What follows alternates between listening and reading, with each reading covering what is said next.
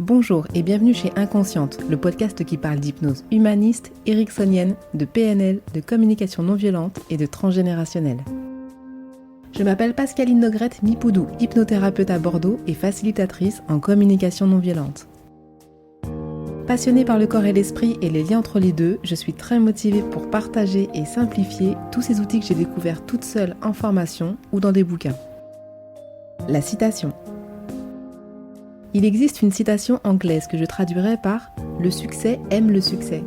Vous passez des années à gagner votre vie en travaillant dur, bien sûr, mais en le faisant un peu dans l'obscurité et dans l'indifférence générale. Pourtant, vous savez que vous tenez quelque chose de fort et vous voudriez que les autres le sachent. Mesmer. Hello à tous. Aujourd'hui, c'est avec un grand plaisir que je vous partage mon entretien avec Mesmer, Mess pour les intimes. Pour préparer cette interview, j'ai lu son livre « Comment l'hypnose a changé ma vie », la moitié avant et l'autre moitié juste après. Histoire d'être au plus proche de la personne et de creuser un peu plus que l'image charismatique du fascinateur québécois. Même si c'est vrai qu'il est charismatique et presque, je dis presque, inaccessible, car le timing est serré, très serré et la sécurité est au taquet. Même pour laisser passer mon enregistreur Zoom H5 et mon beau micro en bison. Et bien sûr, j'ai assisté au spectacle hypersensoriel le 28 avril 2022 à Bordeaux. Je vous fais un petit résumé. En 20 minutes, nous avons pu échanger sur le nom de scène de Mesmer et ses anecdotes sur son anonymat et la préservation de son intimité, les débuts de Mesmer difficiles dans les années 80-90, la différence entre hypnose de spectacle et hypnose thérapeutique, un retour sur le fameux grimoire, ce livre que Mesmer a découvert à l'âge de 7 ans, la notion de connexion entre les êtres humains, la synchronisation, la fascination et une précision pour finir sur la suggestion « vous dormez ». Comment on doit t'appeler? Mesmer? Oui, les gens m'appellent Mesmer, ouais. Ou les intimes m'appellent Mess. Ouais, c'est un Mess. Ouais, c'est comme ça. Parce que mon nom privé, à l'époque, je voulais le garder secret le plus possible. On parlait pas souvent de Eric. Et au final, je me suis battu plusieurs années pour garder ça secret, pour que les gens, respectent un peu mon intimité. Parce que quand tu deviens à la télé une personnalité très connue, les gens cherchent à te trouver, les gens cherchent à te... Et surtout dans le métier qu'on fait, hypnose, égale, il va peut-être pouvoir me guérir, il va peut-être pouvoir m'aider, il va peut-être... Alors, je recevais, moi, chez moi, beaucoup de personnes qui voulaient avoir une thérapie, mais moi, j'ai plus le temps de le faire avec au-delà de 150, 200 spectacles par année. Je pouvais pas me consacrer à ça. Alors, pour éviter tout ça, d'avoir des gens qui viennent devant chez moi, et alors j'ai dit, on va garder le nom... secret. Comme ça, il va y avoir Mesmer, il y aura Laura de Mesmer, mais le monde ne le savent pas avec mon prénom, mon nom, où je reste. Parce que s'ils le savent, ils peuvent trouver mon adresse. Alors, on avait caché ça pendant plusieurs années, jusqu'au moment où une journaliste m'a fait en interview, une interview de fond. On était vraiment allé en profondeur dans comment, le pourquoi, du quoi et tout. Et là, elle a décidé de sortir mon nom dans son article. Et oui, elle m'avait averti. Elle a dit, ouais, OK, ton nom va sortir. Je dis, non, je veux pas. Elle a dit, oui, j'ai le droit de le sortir. Ton nom est public. T'es une compagnie. Ton nom de compagnie est à ton nom à toi, personnel. Alors, on peut le trouver. C'est public. Alors, j'ai le droit de le sortir. Je dis, non, mais attends, respecte-moi. Je veux pas, moi. Tu sais pas ce que je vis. Ah non, moi, j'ai le droit. Et finalement, avocat là-dessus, tout, elle l'a sorti. Et à ce moment-là, ça a sorti partout. Les Wikipédia de ce monde ont repris la nouvelle. Et même si tu essaies de l'enlever, il y a quelqu'un qui vient le remettre. Ah, il manque son nom. Il vient de le remettre. Puis là, moi, je fais non, on l'enlève. Puis après ça, il vient de le remettre. Alors, finalement, j'ai arrêté de me battre avec ça. Mais maintenant, les gens le savent. C'est Éric Normandin. Mais ça va, ça va. Avec Internet, aujourd'hui, on ne peut plus... Non, mais je peux le couper aussi. Non, je peux dire, je l'ai mis dans mon livre. Alors, oui, c'est vrai, exact. Dans le premier chapitre, on en parle. Avec alors, la date de naissance, d'ailleurs, c'est la même que... La même que ton fils? Eh oui, c'est la même date de le 2 août. Le 2 août. Ah, ben écoute, Oui, je te l'ai pas dit. Un peu plus vieux que toi quand même. Moi, c'est en 71. Ouais, 2008. 2008, ouais, c'est ça. Ouais. Alors, ouais, c'est comme ça. Puis... moi, ce que j'ai décidé, quand j'ai décidé de mettre mon nom privé, c'est que j'avais fait une apparition télé où j'avais hypnotisé des gens et ça passait le vendredi, ça. Et le dimanche après-midi, je fais un petit barbecue en famille. Maillot, il fait beau soleil, barbecue, bord de piscine. Et là, il y a un monsieur qui arrive avec sa fille de 6 ou 7 ans, je sais pas quoi. Il rentre chez moi, dans la cour arrière. Il rentre avec sa fille, il tient sa fille par la main, puis je comprends le monsieur, il était un peu désespéré. Puis quand il me voit, il dit « Regarde chérie, c'est lui qui va pouvoir te guérir. » Elle avait la leucémie, la petite. Tu dis pas ça à ta fille. Je fais « Non, merde, non, mais t'arrêtes, là. Tu dis pas ça à ta fille, elle a 7 ans, que je vais la guérir. » Il dit « Attends, je suis pas un dieu non plus. Là. Tu sais, là, oui, l'esprit va faire de grandes choses, mais de là, bon, bref. C'est à ce moment-là, j'ai dit, OK, il faut que ça arrête, il faut garder l'intimité, préserver le côté familial. Ben oui, maintenant, bon, quoique les gens peuvent encore trouver mon adresse, mais quand même, j'ai une maison qui est quand même très sécurisée. Pour éviter, c'est pas tous des gens équilibrés qui viennent chez moi, qui venaient chez moi. On a sécurisé le périmètre, on pourrait dire ça comme ça.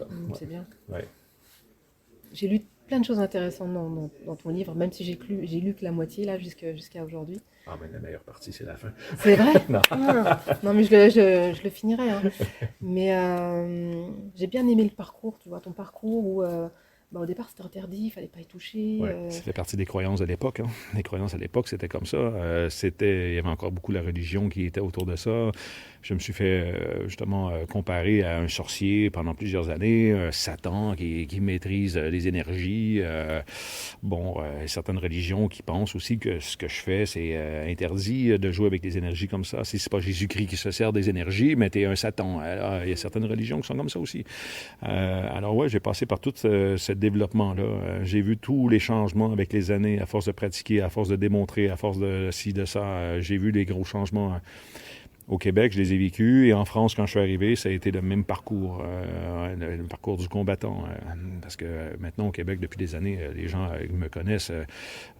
L'esprit, j'ai réussi à ouvrir l'esprit avec des démonstrations visuelles, shows et tout ça, la télévision.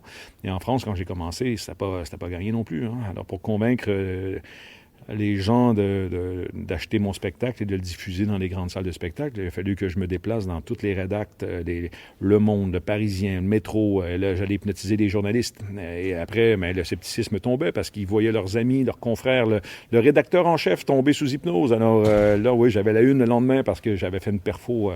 Alors ouais, j'ai fait ça comme ça pour pouvoir, on pourrait dire, avancer puis défricher le terrain, comme on dit chez nous. On défriche, là, puis finalement, après, mais ça a marché. D'ailleurs, je crois que en tant qu'hypno, on peut tous te dire merci.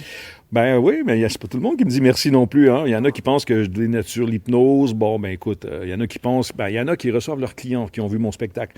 Et là, le client, après 45 minutes d'essai, il se dit, mais écoute, Mesmer, lui, en 5 secondes, il hypnotise des gens. Hein. Ouais, mais attends, là, c'est à toi. Mais au moins, le client est chez toi. Une fois qu'il est chez toi, parce qu'il m'a vu, par exemple, à la télé, ou il a vu une performance...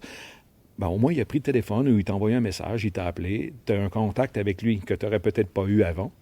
Maintenant qu'il est là, mais c'est à vous de l'éduquer, de lui dire, mais maintenant, regarde, nous, c'est thérapeutique, on va faire ça de façon différente. Et moi, quand je faisais de la thérapie, c'était pareil, hein? Ça prend 5 secondes. C'est pas tout le monde qui est sensible à l'hypnose en 5 secondes. Alors, il faut prendre le temps, la bonne technique pour chaque personne. Il y en a, ça va prendre 2-3 séances d'1 heure avant de pouvoir développer ne serait-ce qu'un semblant de relaxation chez cette personne. Alors, ouais, mais il faut s'adapter au client. Mais ça, il faut l'expliquer, ça. Ouais. Je crois que Milton Erickson, des fois, il passait des heures ou des journées entières. Écoute, il y a une technique qui est très simple, c'est si tu réussis à faire une fatigue cérébrale au niveau de la conscience, si tu réussis à fatiguer la conscience du client, éventuellement, il va tomber au subconscient. Hein. Il y a un décrochage naturel qui va se faire, puis à ce moment-là, tu vas pouvoir converser avec lui, au niveau du subconscient, je veux dire, parce que le subconscient capte tout, même si on est conscient puis qu'on parle, mais le subconscient n'est pas con, il capte quand même la suggestion. Alors même, moi je le disais à mes clients, même si vous restez conscient de tout ce qui se passe, c'est pas grave, le subconscient capte la suggestion et le message. C'est sûr que si la conscience n'est plus là pour faire l'intellect, l'analyse et tout de ce qu'on dit, mais ça va aider. Mais on n'aura pas besoin de passer cette étape-là. Mais quand la conscience est là, le subconscient capte quand même la suggestion. Ça, si le client le comprend, mais c'est déjà une suggestion en soi. À ce moment-là, ça peut rentrer plus facilement. Donc en fait, il faudrait éduquer les hypnothérapeutes? Écoute, moi, je pense que la plupart sont bien formés, mais à quelque part, je trouve ça dommage qu'un hypnothérapeute qui est dans son cabinet va parler avec son client et Bon, mais comment tu te sens maintenant? Ah, je me sens détendu. Alors voilà, on est dans la bonne zone. On est là, on est dans la bonne place. Mais attends, c'est pas de l'hypnose, c'est une méditation que tu as fait, une relaxation que tu as fait. T'as pas été chercher le subconscient de la personne. Tu peux avoir des résultats, mais si tu veux vraiment travailler en profondeur, bon, mais il faut que tu réussisses à éliminer la conscience. OK? Là, à ce moment-là, tu vas pouvoir travailler très fort avec cette personne-là et beaucoup plus rapidement. Mais c'est ça, je trouve ça dommage des fois que le client sort de là et dit ah ouais, c'est ça l'hypnose. Ah, OK, moi, écoute, c'était pas très top. Hein? J'avais conscience de tout. Ben là, il faut que tu lui éduques ton client que oui, ça peut marcher quand même, mais tu peux pas dire qu'une relaxation, c'est de l'hypnose. En tout cas, pour moi, c'est pas ça. Il y a une différence entre les deux. Même dans les ondes cérébrales, si on met un casque à EEG sur la tête d'une personne qui est en méditation et l'autre qui est en état hypnotique, on voit que c'est pas les mêmes dans le cerveau, c'est pas les mêmes stimuli. Hein. On voit des points différents qui sont stimulés de façon différente quand c'est de l'hypnose ou de la relaxation. Alors, il faut faire la différence. Oui, c'est ça. Mais écoute, aujourd'hui, il y a des écoles d'hypnose qui se forment, il y en a un qui prend un cours d'hypnose pendant un week-end, puis il fait son école le week-end suivant. Il prend des clients, puis il va faire de la formation. Je trouve ça dommage un peu, mais bref. Il y a des formations Groupon aussi, je ne sais pas si tu connais. Oui, je connais. À 38 €. C'est là que j'ai appris, moi. À 38 €, oui. Non, mais parce que je sais qu'il y a le grimoire. Donc, est-ce que tu voudras bien nous parler du fameux grimoire? Ben, mon grimoire, moi, écoute, je l'appelle le grimoire parce que pour moi, étant tout jeune, à 7 ans, quand tu découvres ça, c'est un grimoire. Hein, tu fais, waouh, un livre de magie, il y a des techniques là-dedans, c'est la potion magique est là-dedans. Puis au final, c'est un livre qui était donné aux hypnothérapeutes, des étudiants hypnothérapeutes à l'époque. Et c'est un livre complet hein, qui enseigne du début à la fin. L'hypnose a évolué aujourd'hui, il y a des fausses vérités dans ce livre-là, mais la base, elle est là. Tout ce que j'ai appris à l'époque, c'est encore aujourd'hui très pertinent. On comprend maintenant un peu plus, parce que, écoute, le livre a été écrit en 1895, un truc comme ça. Là. Alors, il y a des trucs qui n'étaient pas compris à l'époque, mais maintenant qu'on comprend un peu mieux, parce qu'on peut le prouver avec la science et tout ça. Alors oui, ce livre-là, moi, ça m'a aidé beaucoup à avancer, à comprendre un peu la technique, le phénomène. Mais après, c'est sur le terrain, j'ai évolué. Hein. C'est quand j'étais sur scène, quand j'étais dans mon cabinet. En pratiquant. Je suis sur scène 5 à 6 shows par semaine depuis des années. Alors pour moi, c'est un laboratoire incroyable. Mais tu as vu, aujourd'hui, anciennement, quand j'ai commencé, je prenais mon temps, je parlais aux gens, ça prenait 5-10 minutes avant qu'ils soient dans un état d'hypnose, puis maintenant, j'arrive, je passe tout près, ils s'effondrent. Il y a des façons de faire que j'ai développées que c'est de la suggestion indirecte. Je dis à une personne, suis-moi. Elle me suit, je la regarde même pas, puis elle s'effondre. Elle devient non-verbale. Ouais, c'est ça, la suggestion est non-verbale. Et il faut que je trouve le bon client pour ça aussi, parce que c'est pas n'importe qui va tomber comme ça. Mais je me fie beaucoup à mon instinct. Quand j'ai fait ce premier numéro-là, où j'ai hypnotisé quelqu'un sans même la regarder en marchant, par exemple, elle me suit derrière. Puis je dis, j'ai un flash. Mon instinct me dit, OK, fais semblant de descendre l'escalier. Elle va s'endormir. Là, en même temps, je le fais, je doute pas. Moi, je fais, OK, je descends l'escalier. C'est mon subconscient qui m'envoie ça. Là, je descends l'escalier, puis pendant que je le fais, je me dis, j'ai de l'air con si la personne ne dort pas derrière. J'ai 3000 personnes qui me regardent. Puis si je fais une descente d'escalier comme ça, imaginaire, puis que l'autre ne dort pas derrière, j'ai de l'air con. Mais quand je pense à ça, paf, l'autre s'effondre au sol, puis écoute, ça a marché. Alors, tu sais, le show évolue comme ça parce que je me fie beaucoup à mon instinct, mon ressenti, puis ça marche. Je me sers beaucoup de ça, moi. Cette connexion entre des êtres humains aussi, je trouve que c'est mal utilisé et peu connu. OK? J'en parle souvent parce que moi, j'ai appris, depuis que j'ai mes 16, 17, 18 ans, quand j'ai appris mes cours, quand j'ai suivi d'autres techniques en soi, cette connexion entre deux personnes existe réellement. Maintenant, on peut le prouver avec les casques à EEG, on peut prouver que cette connexion existe. Puis quand j'ai travaillé avec le CNRS, on a pu le prouver. C'est ce que moi j'explique dans mon show, cette connexion. Et les gens du CNRS, ils sont venus voir mon show à Paris, puis ils me disent « Hey, ce que tu dis, on peut le prouver. Hein. On le fait déjà, nous, avec 8 joueurs de poker. On a 8 joueurs de poker. Les 8, au niveau des ondes cérébrales, vont se synchroniser ensemble. Et si tu prends un joueur et que tu l'isoles et que tu l'amènes dans une table avec 8 autres joueurs, mais les 8 autres joueurs vont s'adapter à ce mec, ou ce mec va s'adapter à la vibration des 8.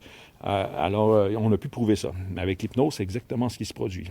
Quand cette connexion s'établit entre le thérapeute et le client, ou dans un spectacle, les personnes qui sont là, si on mettait des casques à EEG sur la tête des gens qui sont réceptifs, on verrait qu'à quelque part, on se synchronise ensemble et la connexion se fait. Et ce qui explique, ça, on va encore plus loin, mais ça va éventuellement, quand on parle de télépathie, des trucs du genre, c'est là, on peut aller jusque-là. Moi, ça m'arrive souvent sur scène je pense à un truc, une nouvelle technique, un nouveau scénario, par exemple, et la personne commence à le faire avant même que je l'ai verbalisé. Ça m'arrive souvent. Et là, je me dis, OK, il y a quelque chose dans l'invisible qui se passe. En séance, ça arrive aussi. En séance, exactement. En séance, ça arrive. Qu'est-ce que vous voyez? En fait, j'ai déjà l'image. Exactement. Cette connexion, elle est là. Puis quand elle est là, mais écoute, là, tu as gagné déjà parce qu'on peut parler, les subconscients se parlent. Et ça va tellement loin en thérapie, parce que moi, j'ai fait de la thérapie souvent aussi. Et là, on parle, on s'amuse, là, mais tu peux avoir une envie d'aller aux toilettes, faire pipi, par exemple, et la personne qui est sous hypnose va ressentir ton envie, et elle va avoir envie, même si elle n'a pas envie, j'ai envie d'aller aux toilettes, je peux y aller. Elle arrive, elle dit, pourtant j'avais... non, mais elle a ressenti ton envie, comment tu te sens.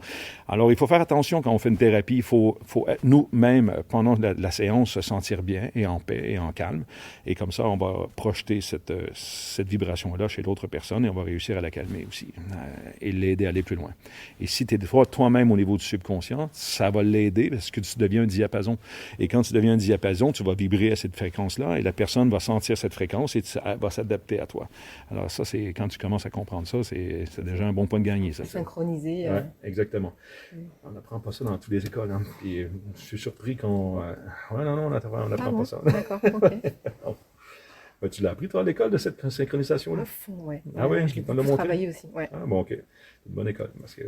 ouais, c'est une bonne école. ouais, c'est ça. Ouais, c'était chouette. Mais, c'est parce que chez Coupon, il n'enseigne pas ça.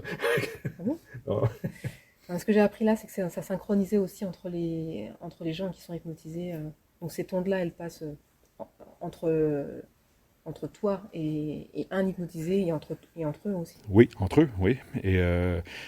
Et c'est ce qui explique un peu l'interaction entre les personnes sur scène. Un extrapole, l'autre embarque dans l'extrapolation, influence l'autre, et là, ça devient de la suggestion indirecte de tout le monde. Et finalement, tu n'hypnotises plus une personne, tu hypnotises un groupe qui sont ensemble. Et au final, mais c'est ce qui fait que l'hypnose de groupe est rapide aussi. Quand je fais le numéro final à la toute fin où tout le monde danse avec les mains comme ça, ben, ils ont tous les yeux ouverts, hein? Ils sont tous là, mais ils réagissent très bien à la suggestion grâce à cette connexion. Puis moi aussi, il y a de la suggestion là-dedans. Hein? La fascination. Tu veux savoir quoi sur la fascination? C'est quelque chose que je ne connais pas du tout, la fascination, et c'est de l'hypnose rapide aussi. C'est du non-verbal aussi. On pourrait dire que les animaux, là, le serpent qui fascine sa proie, il la regarde, il la fixe, et là, la proie devient dans un état de catalepsie, il ne bouge plus, le rythme cardiaque qui accélère ou ralentit, ça dépend de la personne, elle est dans un état de fascination. Alors tu peux claquer des doigts devant elle est plus là, tu peux la toucher, elle est plus là. Ça, c'est l'état de fascination. Tu es fasciné par ce qui se passe, alors il n'y a plus rien qui existe autour. Alors l'état de fascination, on va la provoquer aussi... par le regard, souvent, ou la suggestion de façon indirecte, ou tu vas créer une émotion forte et là, la personne va tomber dans cet état de fascination instantanément. Comme de la sidération? Oui, c'est un peu ça. Ouais. On dit une personne, elle est sidérée, elle ne bouge plus, elle est fascinée, elle est dans un état de fascination. C'est un peu comme ça qu'on l'aperçoit. C'est dur à définir quand même, hein, c'est la fascination. Ou même l'hypnose, c'est encore difficile à définir, à mettre un point là-dessus. Ou l'énergie, le magnétisme. Ce qu'on appelle magnétisme aujourd'hui, il va y avoir une étiquette bientôt qu'on va pouvoir dire, bon, mais ça, OK, on appelait ça magnétisme à l'époque, mais maintenant, on peut appeler ça la connexion cérébrale. Je ne sais pas, moi, je dis n'importe quoi, mais on va comprendre. Avec la science, on commence à comprendre un peu mieux comment ça marche. Mais l'état de fascination, c'est ça, tu es fasciné, tu es bluffé, ça bouge plus, ton corps bouge plus, tu es en état de fascination jusqu'à un moment où quelque chose te ramène. Ça va te ramener à la conscience et là, tu fais, attends, s'il y a quelque chose de dangereux pour toi, une émotion forte qui va te ramener, tu vas sentir un danger, tu vas revenir. Mais l'état de fascination, c'est un peu ça. Alors, moi, c'est comme ça que je le décris, mais c'est encore difficile à décrire. Hein. Il y a encore une grande part d'un inconnu dans ce métier-là. Et le gamin que tu as hypnotisé quand tu étais petit Ouais. et qui est resté coincé en catalepsie, Ouais.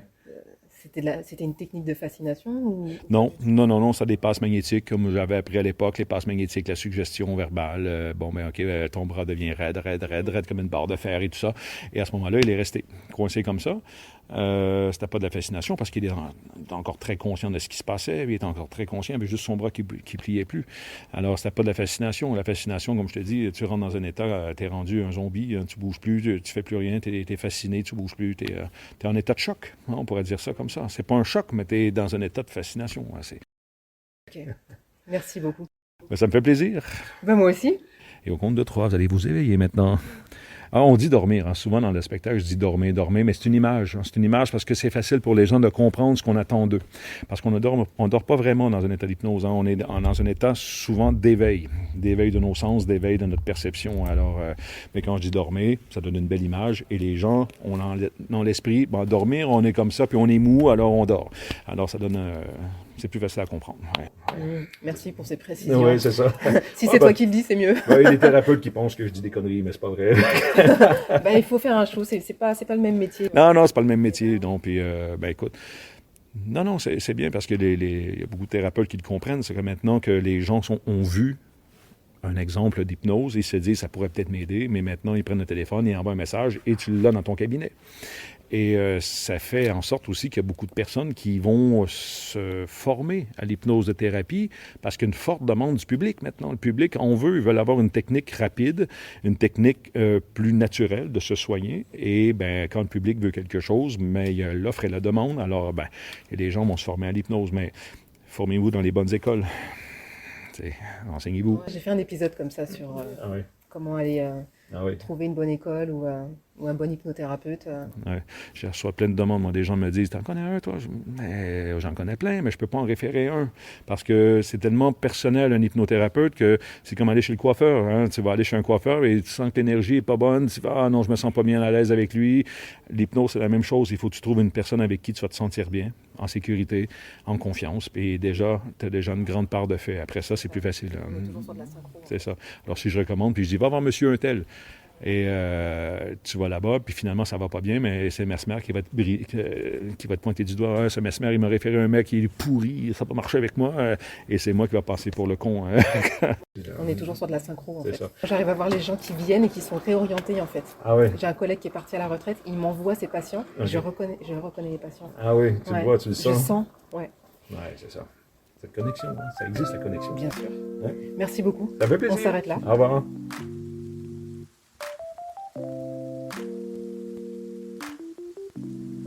J'espère que cet épisode vous a plu, autant qu'à moi. Nous aurions pu parler pendant des heures sur beaucoup de sujets passionnants comme sa contribution au CNRS, la synchronisation d'inconscient à inconscient, les réveils de transe difficiles en fin de spectacle, sa carrière d'hypnothérapeute, l'auto-hypnose, la télépathie, la conscience, etc.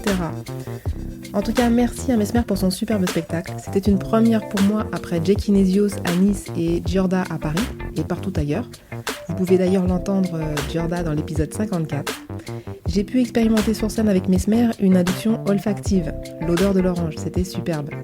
Cette rencontre m'aura aussi donné l'envie de lire plus de biographies sur des personnages inspirants et de me former à l'hypnomagie ou à l'hypnose classique. Je vous rappelle la citation de Mesmer. Il existe une citation anglaise que je traduirai par « Le succès aime le succès ».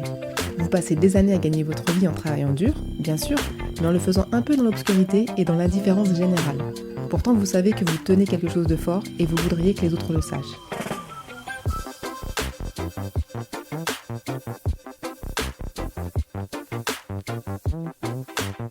Voilà, j'espère que cet épisode vous a plu. Retrouvez-moi sur Instagram podcast-inconsciente, sur Doctolib pour les rendez-vous visio ou présentiels. Inscrivez-vous sur la newsletter de Ocha pour les coulisses du podcast. Pensez aux 5 étoiles et aux commentaires pour que ce podcast soit écouté encore plus largement. Et puis Tipeee est toujours là, il attend vos premiers euros. Merci et à très bientôt. C'est la suggestion non verbale. Ouais, c'est ça. Tu m'attends, Eric? On avait 15 minutes à peu près, nous. Ouais, c'est bien 15 minutes, c'est parfait. C'est très très bien parce que moi je vais chercher quand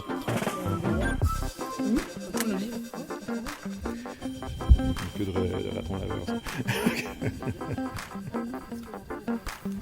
1, 2, test. Bon, c'est bon, je te laisse aller, puis on verra par la suite, mais... Non, mais c'est bien, ouais, parce qu'après, tu peux refaire les questions, puis tu fais du montage. Ouais, c'est ça. J'ai mon petit-fils Mathis on a fait ça pour son école. Là, il me posait plein de questions. Ouais. Alors j'ai pu... on a fait ça. Moi j'étais en France. Lui était au Canada. Ah, je ne sais plus quelle date, c'est au mois de février. Hein? Bravo! Garde tes passes. Il y a des formations groupes aussi. Oui, je connais. À 38 €. C'est quoi j'ai appris, moi.